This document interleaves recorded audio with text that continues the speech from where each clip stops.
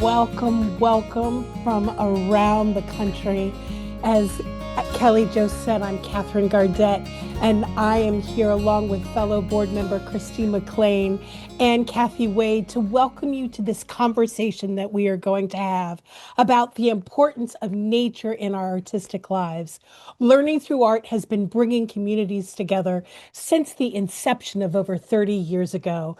We'll be celebrating our 35th year of existence, and it's always been to bring communities and neighbors together. And that's exactly what's happening here this evening. So I thank you for joining us as we pivoted from being in person at our wonderful public library to here online, but still having that heartfelt conversation. And so now I'd like to introduce all of you to the founder of Learning Through Art and our current CEO, Emmy Award-winning Kathy Wade.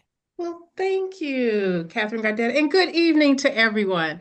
And a warm welcome to those joining us virtually as Learning Through Art Incorporated proudly kicks off the NEA The Big Read. As she said, I'm Kathy Wade, co-founder and CEO of Learning Through Art, and we're thrilled to gather with neighbors across our region and the country to celebrate the power of books, poetry, and community. Because when we read together, we grow together.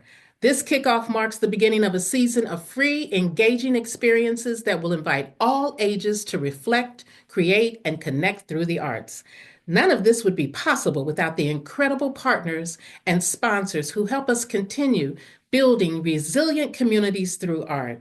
We extend our deepest gratitude to the National Endowment for the Arts, Arts Midwest, Cincinnati Public Library, Carol Ann and Ralph V. Hale Jr. Foundation, Ohio Arts Council, Procter & Gamble, Elsa Heisel Sewell Foundation, ArtsWave, Cincinnati Parks, Girl Scouts of Kentucky's Wilderness Road, Cincinnati Public Schools, Campbell County Public Library, Lawrenceburg, Indiana Public Library District, PNC Bank, and the City of Cincinnati. Thank you for believing in the joy, healing, and possibility that stories can spark. We are so glad you're here. And now let's begin. And we will do that with me having the pleasure of introducing our guide for tonight's event, Kelly Jo Asbury, Artistic Director of Learning Through Art Incorporated.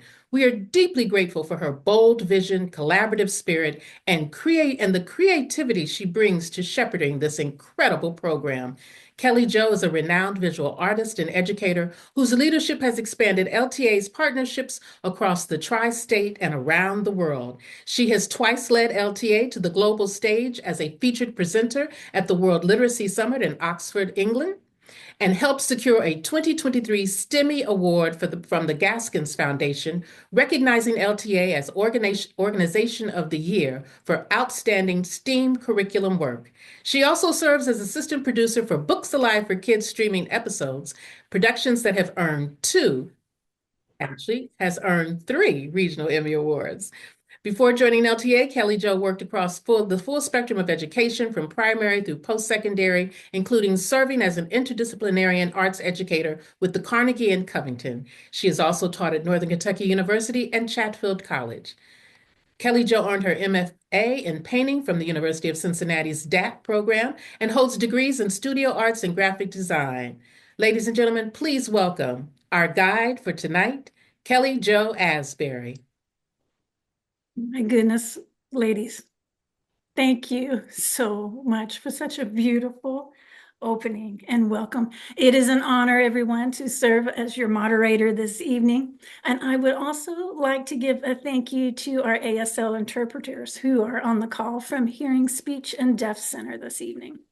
Also, families who are on the call and you are snowbound with your little ones running around. We have programming for youth available as well from our interdisciplinary literacy program, Books Alive for Kids. So I am going to drop a link very quickly in the chat, and that will take you to our literacy programming. And it actually is a link that goes directly to a virtual episode that we have, which ties thematically to our discussion this evening. So you can transfer this link to another device and the little ones can enjoy exploring Princess Hacha and the Meadow of Bloom. Friends, anyone who is on the call who has not already received your copy of the book, You Are Here, as Mother Nature had other plans for us this evening, you can pick up your copy at the main branch of the Cincinnati and Hamilton County Public Library beginning Thursday. I will make sure that there are lots of copies there for everyone to pick up. And also, if you have an interest in having your little one have a craft pack that we would have normally had for our session had it been at the main branch, I want you to be able to let me know, and I will make sure that those craft packs. That's Jason. Yeah, there's Jason. And I Did will you drop find that out about into it the link. through? I'm going to make sure for right now, folks, No, I that got we're all an on email mute, from the library. Oh, and I will keep steering this ship. Okay. Now, the moment has arrived that we have all been waiting for. My heart is about to burst out of my chest. It has been building for months. Here we go. The woman who has inspired our gathering for this evening. Ada Limón. Ada Limón is the author of 7 books of poetry, including Startlement, New and Selected Poems, The Hurting Kind, which is a finalist for the Griffin Prize, The Carrie, which won the National Book Critics Circle Award and was a finalist for the Penn Gene Stein Book Award, and Bright Dead Things, which was named a finalist for the National Book Award, the National Critics Circle Award, and the Kingsley Tufts Award. Limón is the recipient of a MacArthur Fellowship, a Guggenheim Fellowship, and was named a 2024 Time Magazine Woman of the Year. She is the author of 2 picture books in praise of mystery, as well as And to the Fox, and was the editor of the anthology You Are Here, Poetry in the Natural World. She served as the 24th Poet Laureate of the United States. Everyone, feel free to please unmute momentarily and join me in giving a warm welcome to Ada Limón. Thank you so much for having me. What a gift to be here. Such a delight. And I hope everyone is safe and warm. And I was remarking earlier that it's nice that everyone has power, that we can do this. Thank you so much for having me, Kelly, and for all of the work I know it takes to make these events possible. So I really appreciate it. Such a gift. Thank you. And I know for this evening, everyone, I have worked with Ada's publicist, Von Fielder, and we are going to be able to enjoy Ada reading not only from selections from her anthology collection, You Are Here, but she will also be reading selections from her own works of poetry. So I thought that I would begin by telling you a little bit of the how this book came to be. When I was serving as the Poet Laureate of the United States, I had a 3-year opportunity to come up with a project. And I knew that I wanted to do something that had to do with the natural world, that had to do with the climate, and that linked poetry somehow. And I kept thinking about how difficult it is to feel like we can give something back to our natural spaces, to our sacred spaces. And I came up with the idea that we would do a 2-part program, and one would be it's called You Are Here Poetry in the Parks, and that would put iconic poems in 7 different national parks around the country. And we began with putting a Mary Oliver poem in Provincetown in Cape Cod National Seashore. And after that, we put a poem in Mount Rainier by A.R. Ammons called Uppermost. And after that, we did Francisco X Alarcon in the Redwoods in California. And we put these, and they were on these incredible, accessible picnic tables. And the picnic table holds the poem. And when I say they're accessible, they're the incredible stewards at the National Park Service, who are just some of the best people in the world on the planet. Harper's Ferry, who's their design team, designed it so that one side of the picnic table is actually elongated so that if you're in a wheelchair, you can wheel up and you be at the exact same height as everyone who was on a bench. So they were really meant to be really accessible, beautiful gathering spaces in these areas. And then there were these poems. And so people could read these poems, react to them, and then there was a prompt, and the prompt said, "What would you write to the landscape around you?" And I kept thinking about how difficult it is sometimes to feel like we're in a reciprocal relationship with nature. And so I wanted people to have an opportunity to feel that awe and wonder and connection and the slowing down that a great poem can offer us when we're looking in the natural world. But then at the same time think, oh, well, what would I write? What would be the thing that moves me or that I would want to give back to this place? And so then it becomes like, oh, this is now a reciprocal relationship that I have with this beauty, with this wonder.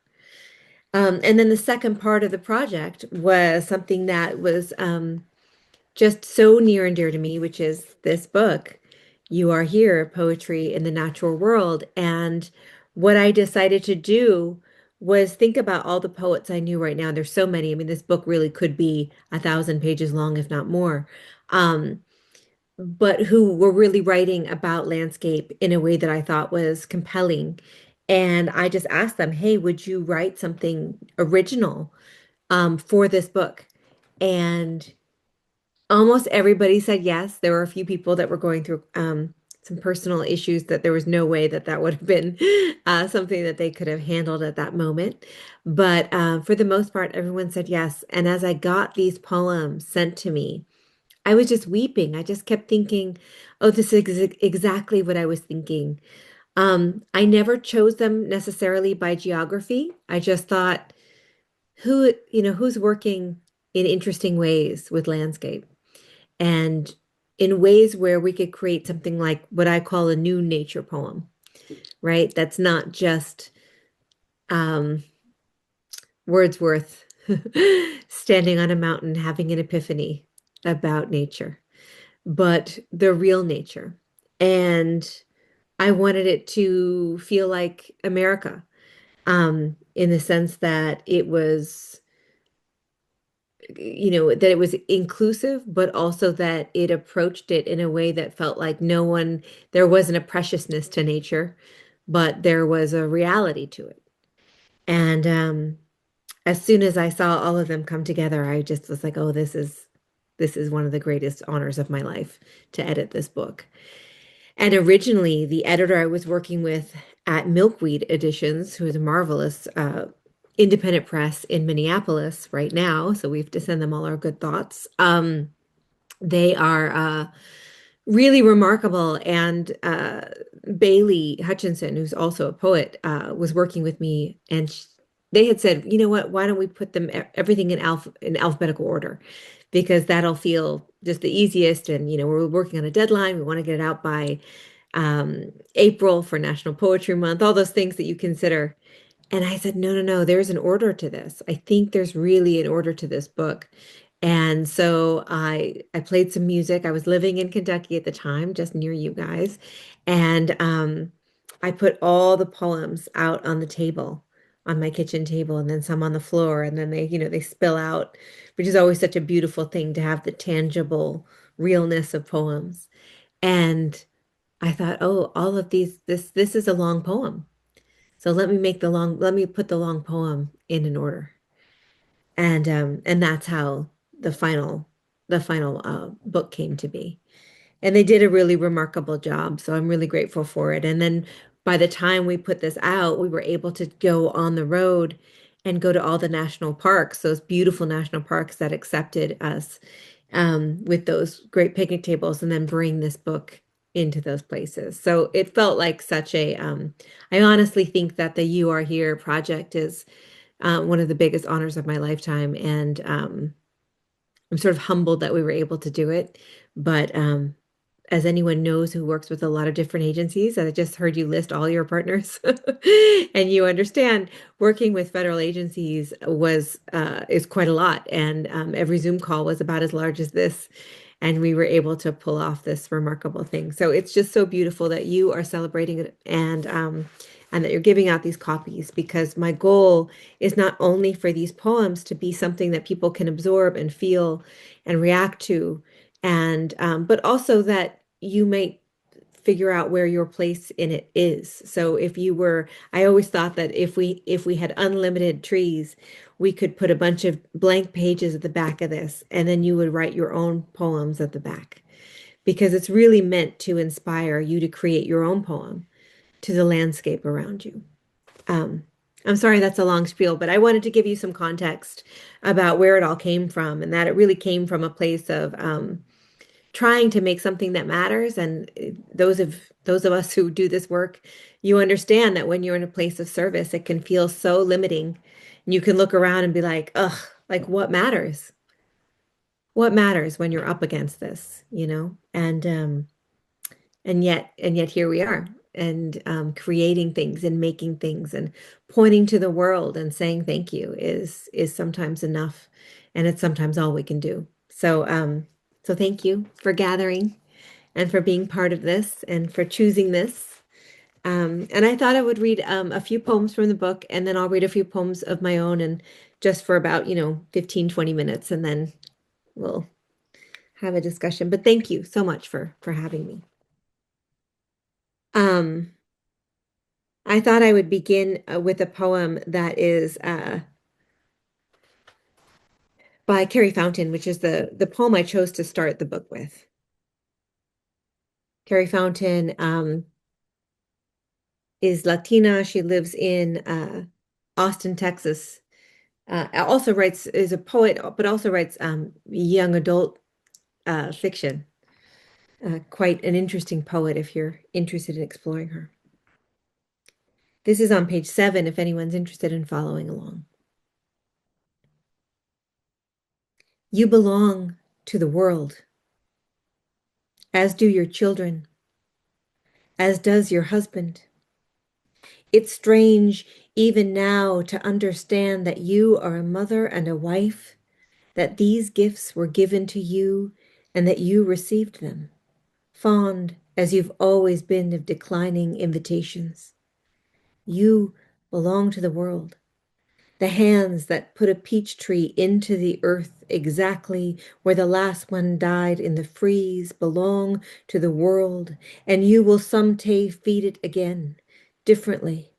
Your body will become food again for something, just as it did so humorously when you became a mother.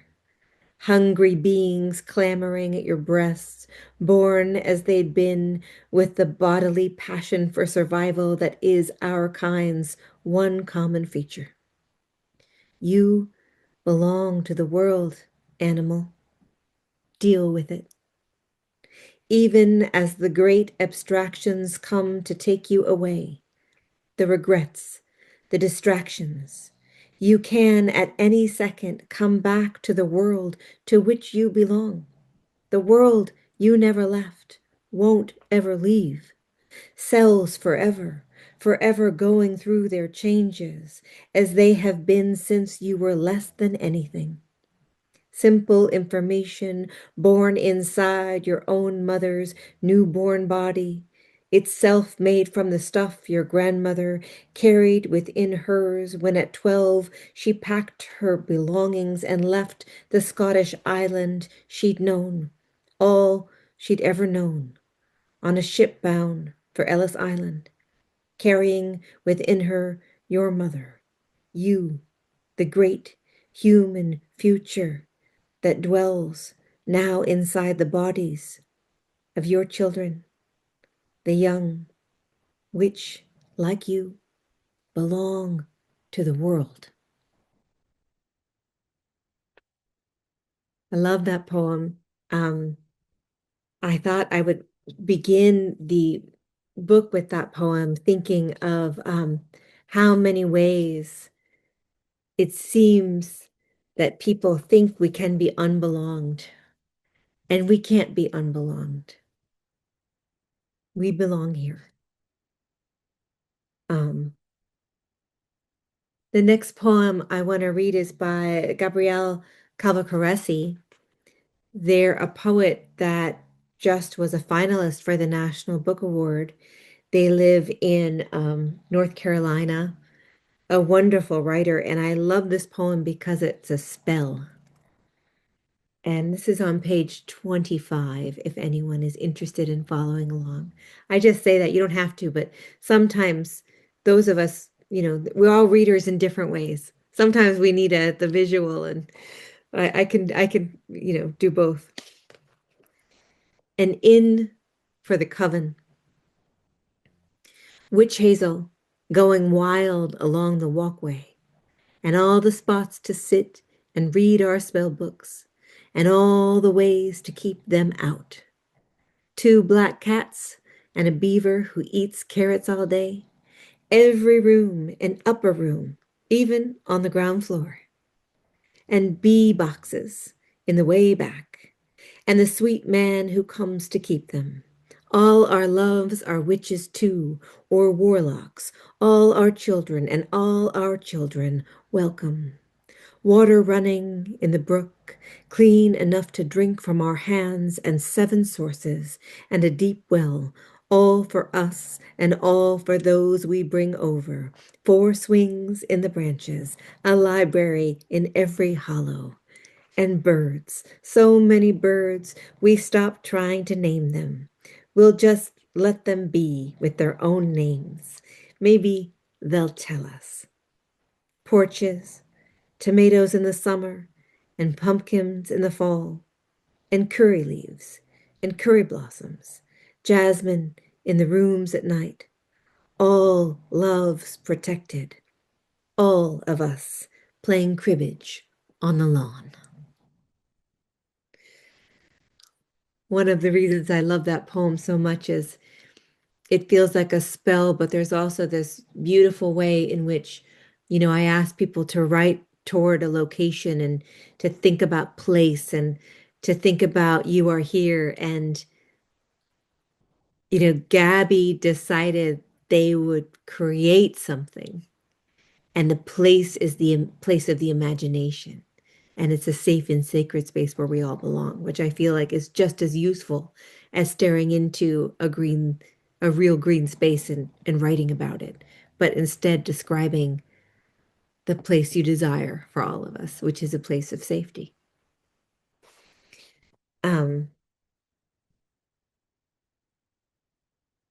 It's so, I could read this whole book because they're all so beautiful. Let's see, I'm going to skip to.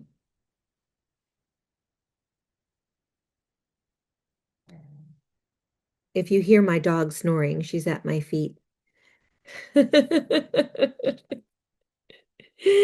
She's at my feet snoring away. She loves virtual readings. That's her favorite thing because she's safe and she hears my voice. It's her favorite thing. Okay, you know what? I'm gonna go back actually. I wanted to read this poem by let's see, here we go. I'm sorry, this is going to go back. So we're going to go to page 17. This is by Eduardo C. Corral. I had the honor of reading this. One of our parks that we chose was the Saguaro National Park. And Saguaro National Park is on Thano Otom land. And it's an incredibly beautiful space. And you just see these saguaros everywhere that look like exclamation points. And they're all over the land and they're just incredible. And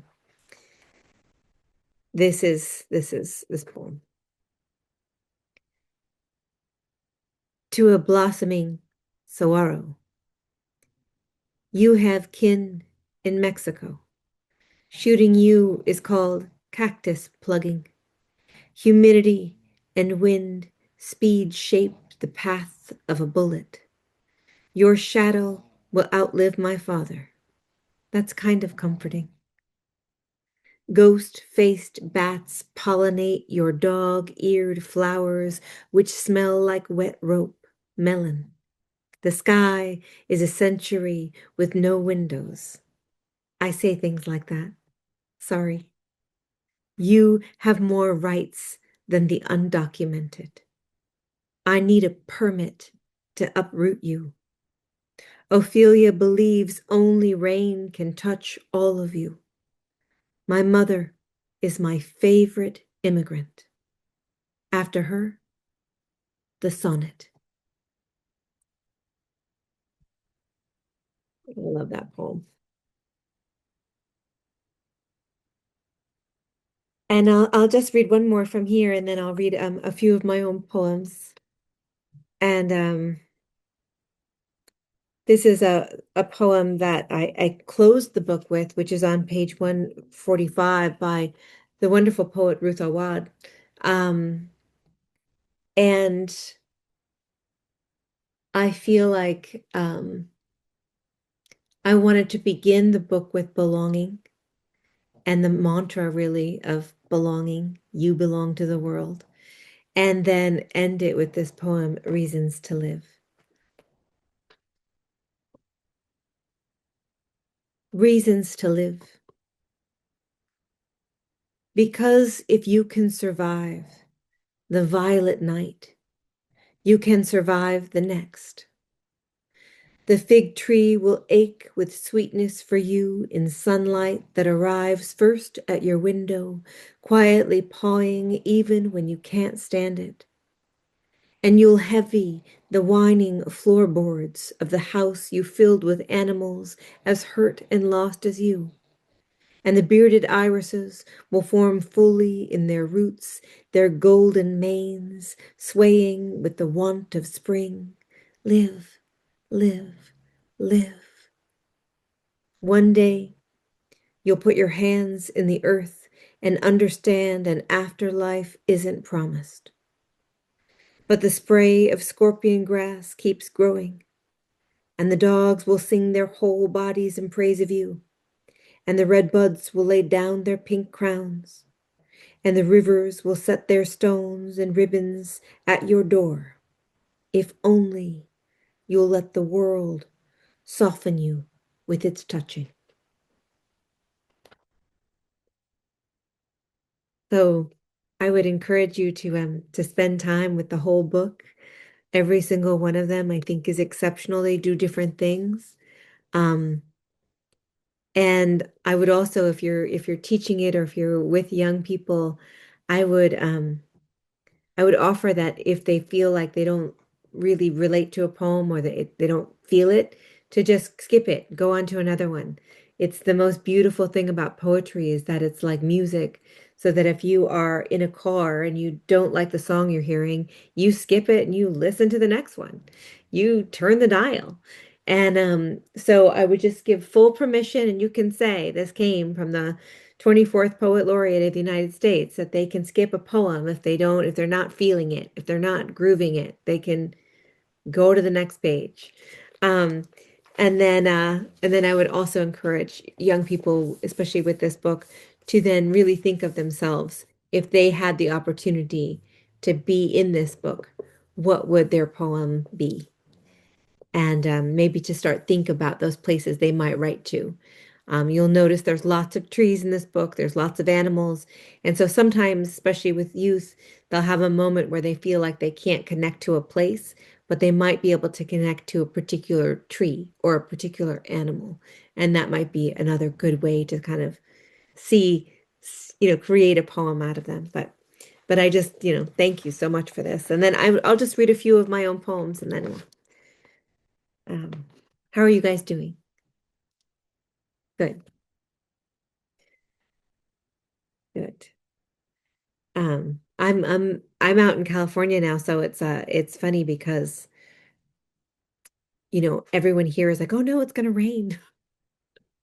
And I was thinking, oh yeah, I mean, I had 14 years in Kentucky, and I know the storm you guys are in, where it's like, oh no, the ice, and then it gets cold, and then it's ice again, and oh, you can't go outside.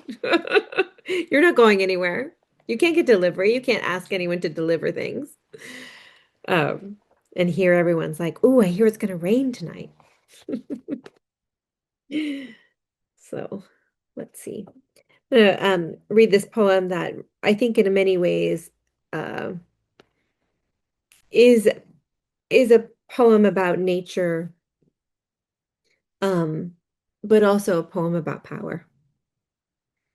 It's in my new book, Startlement, which just came out in September, which is a new and selected, which is a really weird thing to put together because it basically is like a span of your life, and you try not to think of that as you're doing it, but here it is. So this is a poem called Dead Stars. Dead stars. Out here, there's a bowing even the trees are doing. Winter's icy hand at the back of all of us. Black bark, slick yellow leaves, a kind of stillness that feels so mute it's almost in another year. I am a hearth of spiders these days, a nest of trying. We point out the stars that make Orion as we take out the trash, the rolling containers a song of suburban thunder. It's almost romantic as we adjust the waxy blue recycling bin until you say, "Man, we should have really learned some new constellations." And it's true. We keep forgetting about Antlia, Centaurus, Draco, Lacerta, Hydra, Lyra, Lynx. But mostly, we're forgetting we're dead stars too. My mouth is full of dust, and I wish to reclaim the rising, to lean in the spotlight of street life with you, toward what's larger within us, toward how we were born. Look, we are not unspectacular things. We've come this far, survived this much. What would happen if we decided to survive more, to love harder? What if we stood with our synapses and flesh and said no? No to the rising tides, stood for the many mute mouths of the sea, of the land. What would happen if we used our bodies to bargain for the safety of others, for Earth? If we declared it a clean night, if we stopped being terrified, if we launched our demands into the sky, made ourselves so big, people could point to us with the arrows they make in their minds, rolling their trash bins out after all of this is over.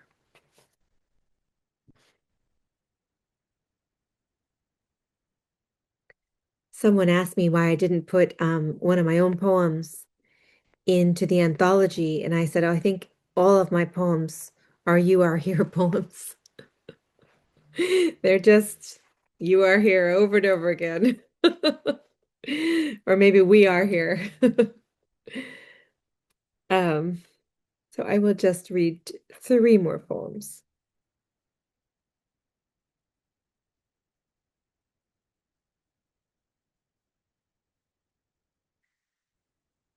This is a poem I wrote with the I went to visit when I was serving in the role as poet laureate. I went to the National Gallery of Art and was asked to write a poem that responded to a piece. And there's so many things in the National Gallery of Art that are just incredible. And it was very difficult to choose.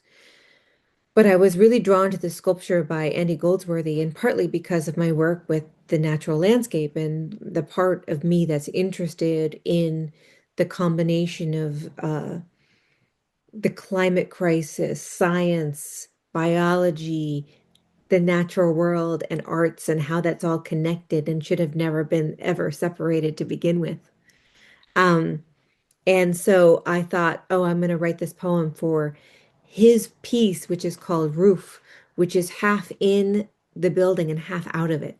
And it's these domes that really look natural. And in many ways, he made that to mirror the Capitol. So it's this strange, and yet it looks like they've come out of the earth itself. And so I started thinking about circles, and I started thinking about power.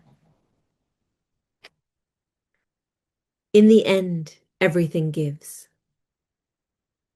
What is above us? the bleary algorithm of patterns, leaves, towering history of law and lore. Outside the gates, the chaotic hush of flesh and bone, a kind of clamoring, cannon fire, or a brass band, a choir of tree limbs asking, "What have we made? Who holds you?" Where resides our genius, our courageousness of action? Name the glory, rename the glory, pin it down in a book of legacies, ink and stone. There is a word that returns to me, realm. Someone on a train shrugs cartoonish, what gives? And the answer? Everything. Everything gives way. The shorelines, the house decaying and becoming shrub and moss and haunt. The body that gives and gives until it cannot give any more. When sleepless as a child, my mother would draw my face, not with charcoal or oil paints, but with her fingers, simply circling my features. Here are your eyes. Here are your eyebrows, your nose, your mouth, your chin, and your whole face, round and round. This is you. This was when I understood boundaries, that she could see my shape, and I was made of circles, and she was made of circles, all of us modest etchings in the landscape. A fingernail dug into the side of a tree, little winces. Let me count the ways, let me count the days. All the circles of us end eventually. The light is its own story. When there is a hole in a roof, what is the roof? The roof or the sky itself? Maybe that's the real story, neither one belonging to each other. There is that word that returns, realm. I sat by a train window and traced my palm when I missed my mother. I was giving myself a circle. This is your palm, a circle, which is also nature, a strangeness that is you. What is grandeur? Who is keeping score? I believe in the circle, in the light that surprises me, when I can believe in nothing. The palm reaching out is a gesture, a boundary, a circle one could slip through, or something you could hold, and in turn could hold you back.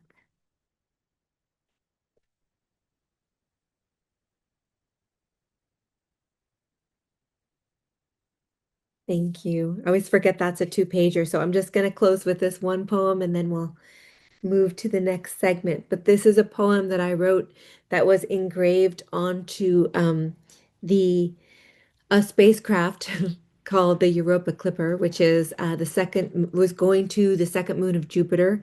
It was launched on October 24th in 2024, and it is the Europa spacecraft is meant to go to Europa, which is an icy moon that they believe has all of the ingredients for life. My poem is engraved on the vault plate, which protects the instruments on the side of the spacecraft. Recently, NASA's been asked to scrub a lot of things off of their sites, especially anything that may have to do with those terrible words, diversity, equity, and inclusion. But I'm so grateful they can't scrub this off because it's already on the spacecraft and it's already in space. So, in praise of mystery, arching under the night sky, inky with black expansiveness, we point to the planets we know. We pin quick wishes on stars. From Earth we read the sky as if it is an unerring book of the universe, expert and evident. Still, there are mysteries below our sky. The whale song, the songbird singing its call in the bough of a wind-shaken tree. We are creatures of constant awe, curious at beauty, at leaf and blossom, at grief and pleasure, sun and shadow. And it is not darkness that unites us, not the cold distance of space, but the offering of water. Each drop of rain, each rivulet, each pulse, each vein, O second moon, we two are made of water, of vast and beckoning seas. We two are made of wonders, of great and ordinary loves, of small, invisible worlds, of a need to call out through the dark. Thank you. Oh my goodness, Ada. See, if we were all in person, this is where the room would explode. Thank you. Thank you Thank so you. much. I just feel so blessed that we could just be in your beautiful presence. What a gift this is this evening. And even though we're snowed in, just what an incredible gift this is. And I want to let everyone know that Ada she has graciously agreed to stay on the call beyond this reading to interject as she so chooses during our panel discussion. However, Ada is extraordinarily busy. So Ada, when you need to jump off the call at any moment, you take care of you. Thanks so much. It's such a pleasure to be with you all. Thanks for all the work you do. Thank you. And now we'll move to the panel discussion component of the evening. The group of 4 panelists that have been assembled to approach You Are Here are across sectors of thought and disciplines of multiple capacities, from sound to art to medicine and education. These panelists each were asked to select a poem which resonated strongly with them, whether this be through practice or to memory.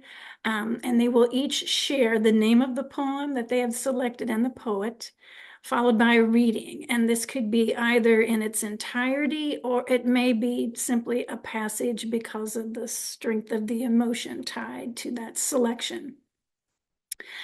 Panelists, I will be providing intros as we travel alphabetically during our discussion this evening, but could you just simply give a quick wave to everyone as I say your names out alphabetically, please? So, Adoria Maxberry, Dr. Barbara Walker, Ciara Harper, and Jason Alexander Holmes. Thank you, panelists. Let's begin. Adoria Maxberry. Adoria is a visual artist and licensed educator, wife and mother of 3 based in Cincinnati, Ohio. She considers herself a Houston-Natty native, as she was born in Houston and was raised in Cincinnati. Her father resided in Texas and her mother resided in Cincinnati, traveling between the 2 cities all of her life left Adoria realizing that home can be in more than one place. As an educator and civic leader, she facilitates unique and meaningful experiences, focusing on creativity, exploration, and reflection. Her company, Most Outgrowing LLC, is dedicated to helping others grow spiritually, mentally, and creatively through art. Adoria earned a Master of Visual Arts Education and licensure from the University of Cincinnati College of Design, Architecture, Art, and Planning, and a Bachelor of Arts from Xavier University. She serves as an art teacher at Woodford Academy and ultimately seeks to bring God glory. Please welcome Adoria Maxberry. Good afternoon, everyone, and thank you. Thank you so much, Kelly Jo. Goodness, you know how to make a woman feel special. And thank you, Ada, for being here. It's super exciting, so bear with me. If you happen to have, you are here, I will be reading Lullaby for the Grieving. It's the first one that just stood out to me as I was perusing the various titles. Having experienced a great deal of loss back to back to back to back between losing grandparents, parents, and becoming the matriarch of my family, I realized there was so much that spoke to me in this poem. So I believe I'll get through it in its entirety, but if not, then we'll, take time in that moment. So Lullaby for the Grieving is on page 41 if you are here. And is by Ashley M. Jones, and it's at the Sipsey River. Make small steps in this wild place. There are signs of life everywhere. Sharp spaces too. The slip of a rain-glazed rock against my searching feet. Small steps, like prayers, each one a hope exhaled into the trees. Please let me enter. Please let me leave whole. There are, too, the tiny sounds of faraway birds, the safety in their promise of song, the puddle forming. Finally, after summer rain, the golden butterfly against the cave dark. Maybe there are angels here, too. What else can I call the crown of light atop the trees? What else can I call my footsteps forward? Small, small, sure. So that poem, my goodness, I find myself connecting with nature in various capacities, whether it's on the shore of a beach or walking through French Park.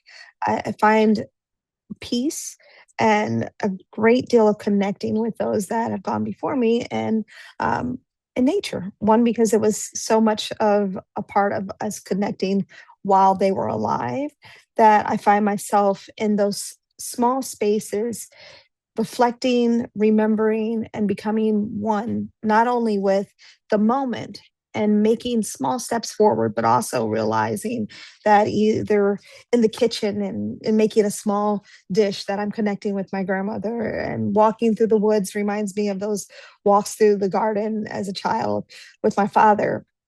Whether here in Cincinnati or in Houston, I find so much of myself in this poem, and now find myself creating these moments for my children, even before passing on and leaving them without me. We'll have these moments that we've created just by being together in nature. And so I think with realizing that it's putting the grief to sleep and creating a space for your body to heal, your body to remember, and your body to be at peace. I just find so many pieces of myself in this poem. And I thank you for selecting it so that it could be a piece that resonates with both myself and others that I've shared it with since this event. Adoria, thank you so much, honey. All the poems that have been selected by our panelists, I've gone into complete rabbit holes with all of them. And when Adoria shared with me that she had selected Ashley, I found it so interesting that, first of all, Ashley, I think, just finished her term as the Poet Laureate of Alabama. And secondly, when I was reading about this poem specifically, she shared that she never intended to write about grief when she was at the Sipsey River that day. I found that so Found her. It found her. Yes. Mm-hmm. Yes. And there's just so much beauty in what you've shared, Adoria. I thank you so much for the vulnerability and sharing that with all of us. Thank you. Thank you. I too resonated with her sentiments and the fact that you are able to have those little moments sneak up on you. Grief is very sneaky in that way. And those sharp spaces around each corner, you never know where it's going to come. It could be the strumming of my brother's guitar, and all of a sudden having this moment where everyone's like, yeah, I mean, that's a great song, but really that's what you're sobbing over. And it's remembering those moments where seeing him sit in front of my mom and realizing how monumental little moments are. And those small steps as you proceed into the future, they may be unknown, but there is still hope, still glimmers of light. And with the passing of a butterfly or a flutter of a wing of a bird that you just happen to catch, there are these small moments that just come in and give you a sweet peace that only God can get, that just touches your heart and gives you a sense of hope. Sense of hope. Thank you. And I also want to remind if anyone would like to unmute, and if you have a question you wanted to ask Adoria before we move on to our next panelist, please just let us know. Or if it comes to you later, you can just drop it in the chat. Okay, thank you so much, Adoria. Yeah. I want to proceed to our next panelist. Okay, Dr. Barbara Walker. Barbara is an integrative health and performance psychologist at the University of Cincinnati College of Medicine. She specializes in optimizing performance in sport, career, health, and recovery from illness or injury by weaving together biofeedback, mind-body practices, lifestyle medicine, and high-performance strategies to cultivate resilience, self-regulation, and meaning. Her work invites a deeper listening to the rhythms of body, breath, and landscape.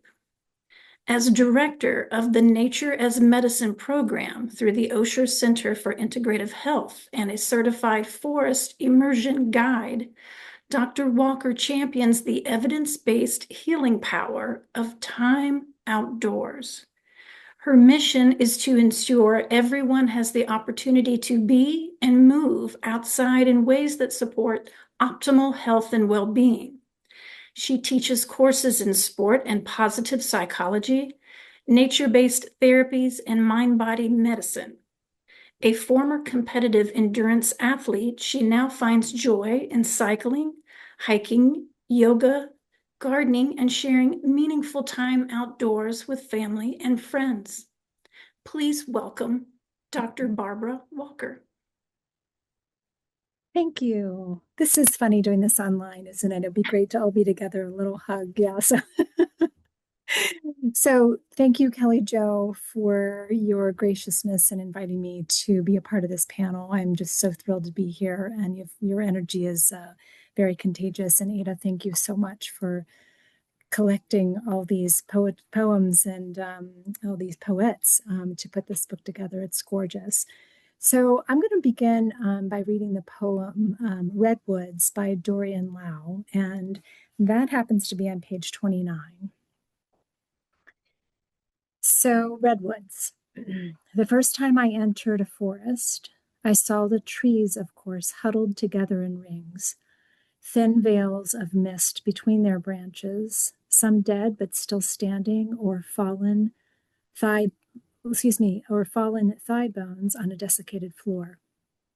But I also saw the great buttery platters of fungus climbing like stepping stones up their shaggy trunks, to Z, each a different size, small to large or large to small, as if some rogue architect had been cocky enough to install them on the stunned trees' northern sides, leading up to the balcony of their 1-ton boughs.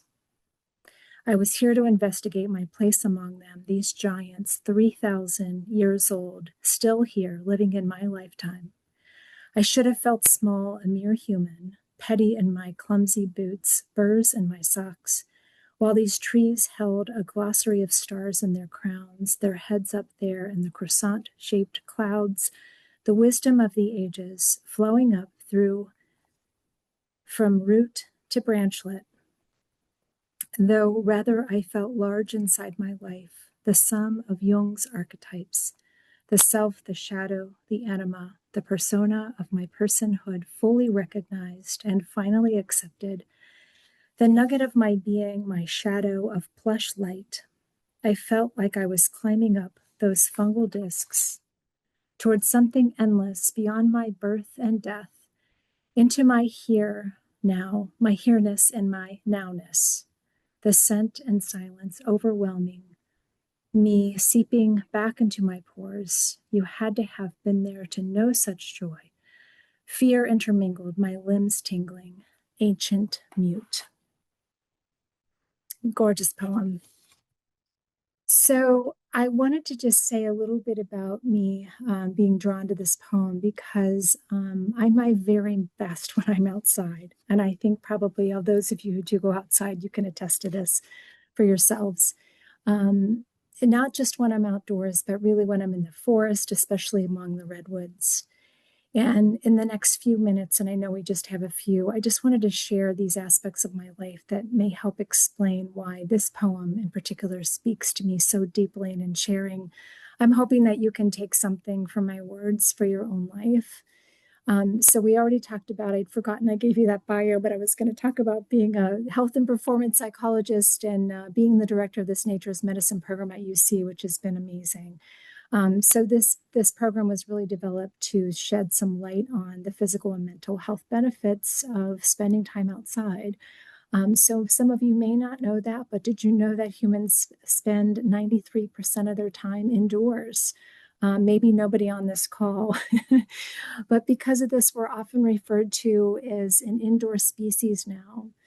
So at UC, we're really encouraging healthcare practitioners to create nature prescriptions. And I actually am going to put something on the chat if you want to fill your own out, but recommending that patients spend time outside and move their bodies as part of their own care, like really making nature part of their care team.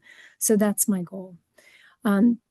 So my love of nature really began way before I understood the science behind it. As a kid, like most of you, spending countless hours outside playing, exploring the woods. And as an adult, that love really extended to, carried me into training for and competing in marathons and triathlons. And then I was thinking about maybe almost 11 years ago now, which seems like a long time ago. So that chapter really changed and came to an abrupt halt after a traumatic cycling accident that I had. So I was really forced to pivot and approach life quite differently. So through a long period of non-weight bearing and significant pain and crutches, multiple surgeries, a lot of metal in my body, and then eventually healing, when I was able to return to movement, it really forced me to look at life a little differently. And so running was no longer an option. So I turned to hiking. I was already hiked and did some stuff outside, but really slowed down. And in this slowing down, I really began to notice more, more detail, more beauty, more presence in nature. And that shift ultimately led me to this led me deeper into this research and into the work I do today. So I wanted to share with you, which resonated with me with this poem. Last summer, I had this extraordinarily wonderful experience with my young adult daughter. So she's 23. She's now in graduate school in Japan. And so we had this experience. We spent 21 days hiking and camping. It was a 246-mile journey along the John Muir Trail, if anybody's familiar with that, beginning at Yosemite's Happy Isles and finishing at the Whitney Portal. So with the opportunity to summit Mount Whitney, which is the tallest peak in the lower 48 states. So this trail, home to the Redwoods and some of the most beautiful and unforgiving wilderness in the country, it tested us both physically and mentally. And we climbed and descended tens of thousands of feet. We crossed icy streams. We carried everything we needed on our backs. Modern noise disappeared, so we had no cell service. Thankfully, right? It was wonderful. It was incredible. No headlines, no deadlines, only wind really through towering trees and bird song and bears and boots on the rocks and a steady rhythm of our breath. So that journey, the reason I share that with you is this journey was more than miles. It was about presence and patience and resilience and love for nature, for the experience, and for each other. So it reminded me that peace often comes not from standing still, but from moving forward with intention, even when it's hard. So with nature and my daughter and the wisdom and presence of the redwoods, I felt like I had a part of my life back. and so much more to discover. So the words in this poem instantly returned my feet to these trails, my mind to the peace and sanctuary between these majestic trees. And I'm so grateful for these experiences and for pieces of writing like this poem that have the power to transport one so vividly and with grace. So thank you. I want to share one other thing. As my daughter and I were walking, hiking through all kinds of chaos, it was crazy, but she's a songwriter and a poet herself. And again, she's in graduate school in primatology working with orangutans, but she was writing, she was typing as we went sometimes. And it's funny because she can't text, so she was doing notes. And she literally, and Ada, I will share this with you later, but she literally wrote a poetry book, and she just got it published, which was amazing. And she just did it on Apple Books because she put it together with her art. But it's, again, I think and it's fun, Kelly Jo, that you happen to reach out to me because I'm not a poet myself, and to have this all come full circle, and to recognize like how just being outside and allowing creativity to happen in these beautiful trees and earth that we so dearly are lucky to live in and on. So yeah, thank you so much, truly. Right, I didn't think my heart could burst anymore this evening, and it absolutely has. Thank you. Thank you so very much. My goodness. Again, if anyone has a question that comes to mind as we continue along our path, please drop it into this chat, and we will pick up all those questions at the end. I want to proceed to our next panelist, Ciara Harper. Ciara Darnice Harper, vocalist and performer. Ciara is an accomplished vocalist who has been captivating audiences since the age of 12. Rooted in church music, her voice carries both soulful depth and technical excellence, allowing her to cross seamlessly between sacred and classical repertoire. For over a decade, Ciara has performed with the Cincinnati Symphony Orchestra, CSO, where she has been featured in the Lollipop Series, Summer Series, and the annual Classical Roots concerts. Her collaborations with the CSO have established her as a versatile and respected artist, admired for her ability to connect with audiences of all ages. Alongside her professional accomplishments, Ciara is a devoted wife to recording artist Donnie D. Harper and the proud mother of 4 young adults, ages 17 to 24. She continues to share her gift of music in both professional and faith-based settings, inspiring others through her artistry, authenticity, and heart for people. Please welcome Ciara Harper. Hi. Thank you, Kelly, and thank you, Miss Ada, for this opportunity, and Miss Kathy Wade. Honestly, Kelly, when you asked me, I was like, "What? You want me?" I don't know why you want me to say anything. So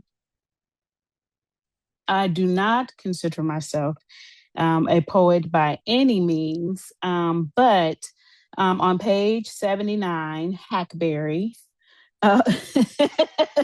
by Cicely Parks. So I won't read the whole thing. I was telling Kelly that when I stopped at this poem simply by the title alone. So here's what spoke to me. A place I love is about to disappear when the summer sunset drives into the west side of our house burning with the heat we've been warned about. I look out the 2 square windows that are filled with hackberry leaves whose green vary according to light and wind and whose shade composes a sort of room for us under the tree. So the reason, not the whole thing, but what spoke to me was hackberry. So my grandmother's house was on Kleinview in East Walnut Hills, if you live in Cincinnati, and Hackberry is the next street over. And as a child, we had summers there. We did Sundays there. Every Sunday after church, we were at my grandmother's house. My mother and my father met each other on that street. They went to Withrow High School. And Hackberry is always a street that I tell people, I say, well, you know where Hackberry is, right? Kleinview is right next to it. And my grandmother's house is no longer there. Yeah, Grandma Dexter. Yeah, and my grandmother's house is no longer there. When my grandmother and grandfather passed away, somebody on the street bought their house, tore it down. It was a little row house, but we packed that house out every Sunday. My grandmother had 4 boys. One is still living, and that's my younger, my uncle. And just like reading that, the first line, a place I love is about to disappear. And I drive down Kleinview sometimes and you don't even know a house was there. Like, it's not there. And to me, that is amazing, in a way that, I'm like, dang, like, I can't believe we would be inside that house, all the time. And on that street, we would run up and down that street. Just Evanston and Walnut Hills in general. Like, I remember going to the corner store, the blue and white corner store. I remember going to, what is now across, I'm not even sure what you call it now, because they put houses up and they put businesses up. But it used to be a parking lot. There used to be a gas station, well, not a gas station, but like a corner, a convenience store. And I mean, I just miss those times. I miss like that part of my youth, and all the love that was in that house. I'm adopted. So that was the first house that I went to.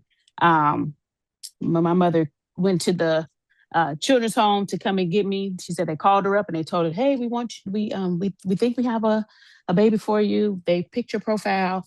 My mom said, "We want to get her," and so she took me, even though she wasn't supposed to take me. And that was the house that we went to. That was the first house that we went to, and so that is why Hackberry spoke to me. So, My goodness, Ciara, thank you.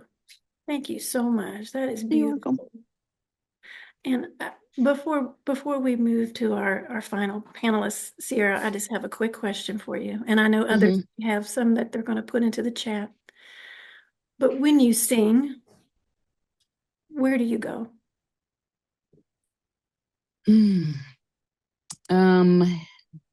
Well, it depends.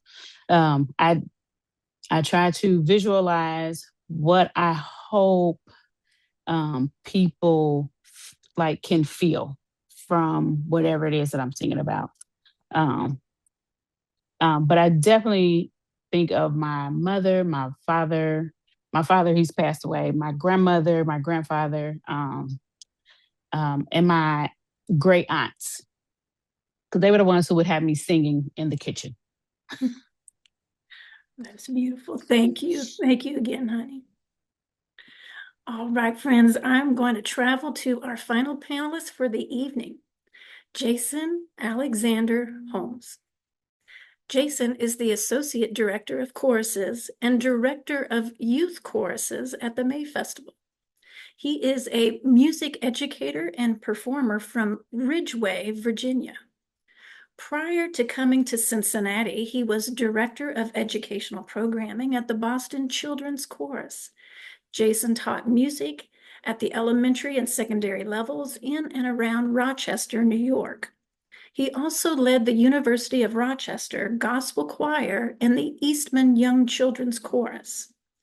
Jason's work as a teacher, singer, pianist, conductor, and music director has brought him to work with choirs, orchestras, theater companies, and opera companies. As a choral educator, Jason has conducted honor choirs and presented workshops with singers of all ages. At the core of Jason's teaching and performing is the belief that we are all expressive and musical beings who deserve to witness and create moments of truth and beauty. Please join me in welcoming Jason Alexander Holmes. Hello, everybody. This is there's so many things coming together right now. I'm sitting in my apartment in East Walnut Hills, literally just a couple blocks away from Hackberry, because that's how we roll. I'd also like to shout out Sierra's great aunts for having her sing because I have benefited so much from those seeds that your great aunts planted within you. So thank you for mentioning that. Let's see. Picking a poem from this collection was a journey. I tried to pick one randomly, so I didn't need to read the book from cover to cover, but that was not working because they were all great, and I was like, it's never going to happen this way. Then I tried to pick by the title or the author, again, not working because I was so fascinated by all of it. So I said, thank you, Snow Day. I'm going to sit down and read this entire thing cover to cover. And because I'm a Gemini, I couldn't choose just one. I settled on two of them. And Ada Limón, I want to tell you how grateful I am that you stopped that meeting to say there's an order to this, because the two that I chose were back to back. Well, I'll read them now, and then you'll see why. I'll talk a little bit about why they meant so much to me back to back. The first one is by Jason Schneiderman. It's called Staircase. And then I won't read all of that because it's quite long and quite dense in terms of so many words. And then the one right after that is To Think of Italy While Climbing the Saunders-Monticello trail in Albemarle, Virginia, and that's by Kiki Petrosino. Okay, here goes. Staircase. If you have the book, it's on page 125. If you don't have the book, let me just show you. When I say dense, like the page is covered in words, and I'll try to read it in that manner. Staircase by Jason Schneiderman. I'm not coping very well, but who is really? I'm somatizing stress, sleeping badly, eating too much candy, drinking too much alcohol, forgetting to exercise or hydrate properly, falling behind on everything, and the sun today is an alarmingly dull shade of orange, a well-cut circle of marigold construction paper in a pale rust sky. I am looking directly at the sun because the ash clouds from the wildfires in a country away have settled over this place so thick and so heavy that the brightness and the yellow have been stripped from the sun's rays before they reach my eyes. The particulate haze bouncing back the splendor, diffusing it. The news says being outside today is the equivalent of smoking 5 cigarettes, but I can't stop staring at the egg yolk sun because it feels, I don't know, important, like I have to bear witness, like seeing it will make me persuasive on questions of climate change and political action or something. So here I am inhaling this carcinogenic cloud of oxidized carbon when clearly I should go inside and close the windows, drink some water, meditate, do some yoga, read a book, anything really that is not standing here staring at the sun, breathing in cancer, letting my mind wander to the woman next to me on my flight home from Ohio last week, who kept repeating hoaxes to me as though they were true. I hadn't spoken to a stranger on a plane in years, and it was nice to feel social, to enjoy the seatmate serendipity of air travel. And even when she started recounting lies from the internet, false stories, conspiracy theories, I thought it would be a good practice at keeping my cool, good practice at being a good pedagogue.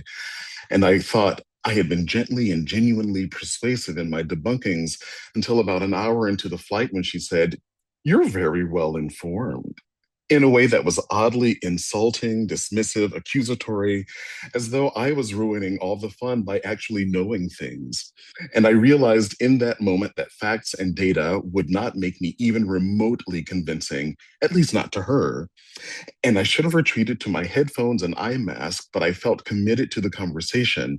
And then she started to tell me about God's plan for me, that she could see his plan in my eyes. And I suddenly wished she had felt less comfortable with me as she launched into a tirade about how black magic is real, how witches are cursing Christians at their gatherings. And obviously, you can't grab someone by the shoulders on an airplane and scream, "You are why the world is on fire." Which is good. I support that. I should not have done that. But that's where my mind keeps going to an alternate reality where I did lose my cool and I did call her names and I did make a scene and remind me again, why can't I? It's her fault the world is on fire, isn't it? And I'll stop there for that poem. I encourage reading it. It was great therapy for me. Okay, now to Kiki Petrosino's To Think of Italy While Climbing the Saunders-Monticello Trail. It says Albemarle, Virginia.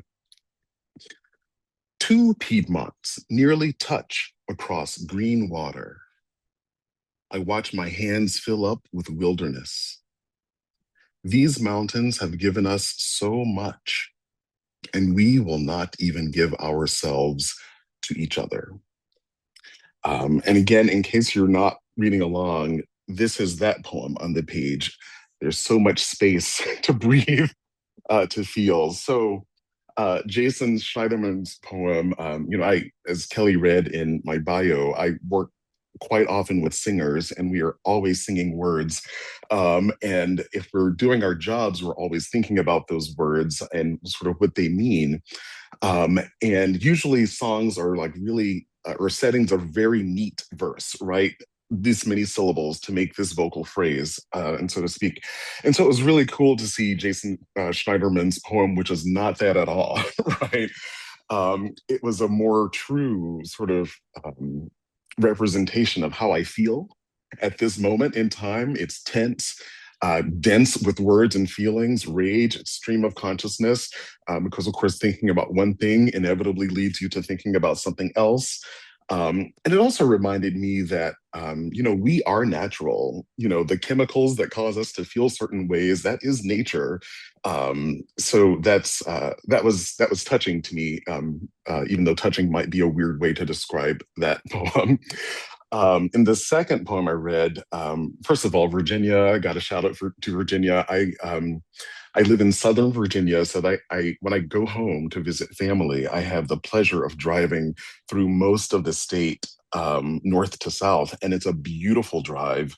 The Blue Ridge Parkway is so meaningful to me. It's if I were to say one of my favorite places in the world, it would be those knobs that you can pull off the scenic areas, and they just bring me such peace.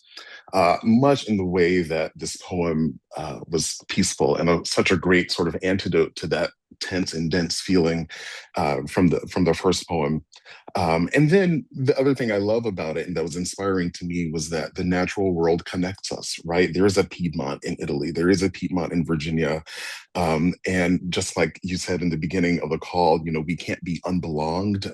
We also can't be unconnected. Try as we might, as much as we don't want to talk to that person on the plane next to us who's spouting all kinds of nonsense. We are actually connected, and the natural world is what offers that connection. So thank you for this opportunity. I have to give a shout out to the Vibe Check podcast. Saeed Jones mentioned this book.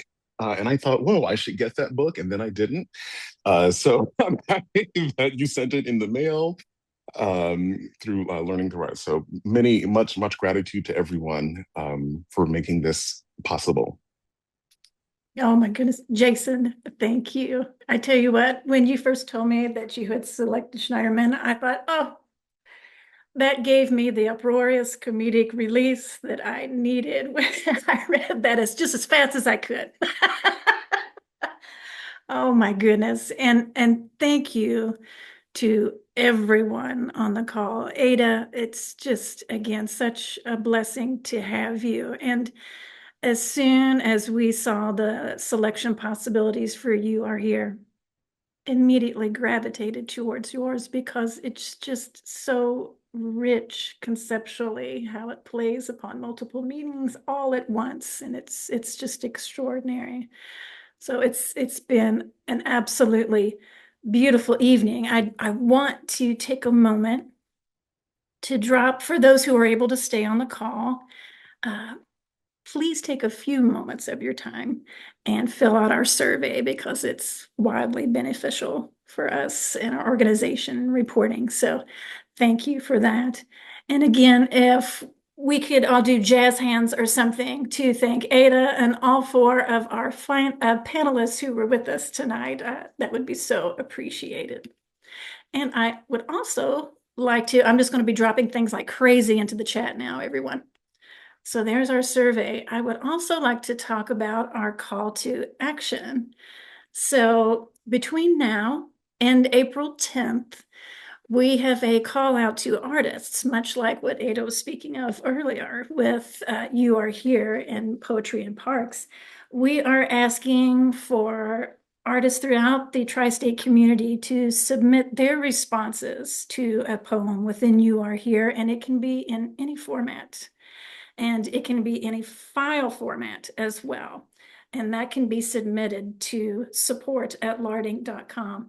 And I just dropped a link to a PDF to the postcards that you would have received had we met physically in person, but that is right there in the chat now. So please take a moment and keep that with you so you can be sure and submit your response. We would love to know either your thoughts, whether it be a poem, whether it be visual artwork that's two-dimensional, or whether it's sculptural, or if it's mixed media, whatever that might be. So we can't wait.